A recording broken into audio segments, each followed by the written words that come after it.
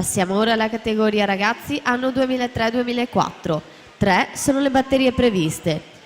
Davide Tanzi Gorsio 1, Nicolò Tocco in 2, Stefan Cevotski in 3, Daniele Ortolani in 4, Jacopo Oro in 5, Marco Vuini in 6, Samuele Spadetto in 7.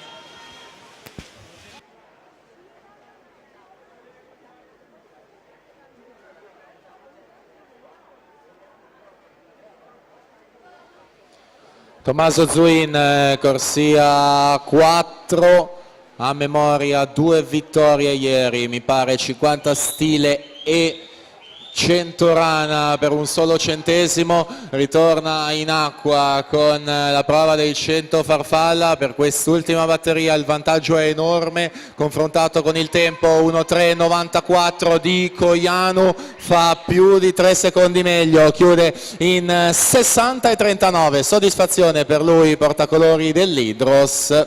Già da questa mattina un ottimo tempo, chissà se si potrà scendere sotto i 60 nella finale del pomeriggio, sarà da vedere più tardi. Intanto si prosegue, batteria